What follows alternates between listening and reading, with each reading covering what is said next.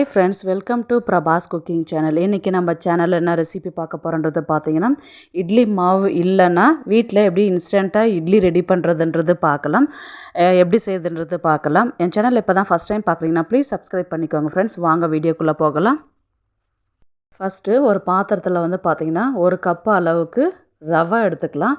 அதே அளவுக்கு வந்து பார்த்திங்கன்னா தயிர் எடுத்துக்கலாம். புளிச்ச தயிர், ஃப்ரெஷ்ஷான தயிர், அது பிரச்சனை கிடையாது, எடுத்துக்கோங்க. அதே அளவுக்கு எடுத்துக்கோங்க. அதை எடுத்துட்டு நல்லா அதை மிக்ஸ் பண்ணி விடலாம். இப்போது ஒரு 1/4 டீஸ்பூன் வந்து சால்ட்டு சேர்த்துக்கோங்க. சேர்த்துட்டு கொஞ்சமாக தண்ணி விட்டு ஃபஸ்ட்டு அதை மிக்ஸ் பண்ணி விடுங்க. ஃபஸ்ட்டு எடுத்த உடனே நிறைய ஊற்றிட வேண்டாம், அப்புறம் தோசை மட்டும்தான் வரும், இட்லி வராது. இப்போ நல்லா அதை மிக்ஸ் பண்ணி விடுங்க.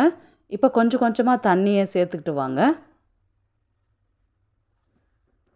சேர்த்துட்டு கொஞ்சம் கொஞ்சமாக நல்லா கலந்து விடுங்க.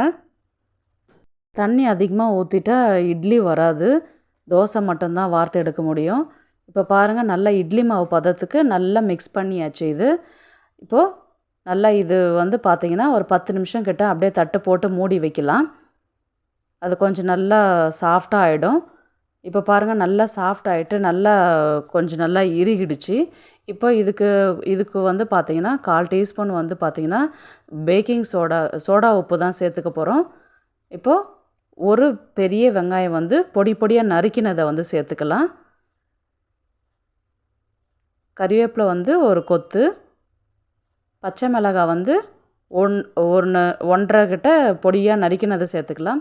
கொத்தமல்லி வந்து ஒரு கைப்பிடி, கேரட் வந்து 2 ஸ்பூன் கிட்ட சேர்த்துட்டு நல்லா அதை மிக்ஸ் பண்ணி விடலாம்.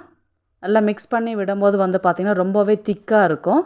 இப்போது கொஞ்சம் நம்ம தண்ணி சேர்த்துக்கலாம். இது கூட அதை நல்லா கலந்து விட்டுட்டு, இப்போ கொஞ்சம் தண்ணி சேர்த்திங்கன்னா கரெக்டான பதத்துக்கு வந்துடும். உங்களுக்கே தெரியும், அது நம்ம மிக்ஸ் பண்ணும் போதே பார்த்திங்கன்னா நல்லா கரெக்டாக இருக்கும் இட்லி பதத்துக்கு. இப்போ ஆல்ரெடி இட்லி தட்டில் வந்து நான் எண்ணெய் தடவி வச்சுருக்கிறேன். இப்போது இட்லியை வந்து அந்த மாவுக்கு அந்த குழியில் கொஞ்சம் கொஞ்சமாக ஊற்றி எடுத்துகிட்டு வேக வச்சு நம்ம எடுக்க போகிறோம். ரொம்பவே இன்ஸ்டண்ட்டான ஈஸியான வெஜிடபிள் இட்லின்னே சொல்லலாம். ரொம்பவே பசங்க சின்னவங்கலேருந்து பெரியவங்க வரலையும் ரொம்பவே விரும்பி சாப்பிடுவாங்க.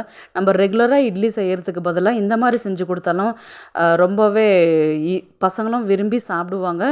சீக்கிரமாகவும் ரெடி பண்ணிடலாம். இட்லி மாவு அரைக்கல, மறந்து போயிட்டீங்க அப்படின்னா இந்த மாதிரி ஈஸியாக செஞ்சு சாப்பிட்லாம்.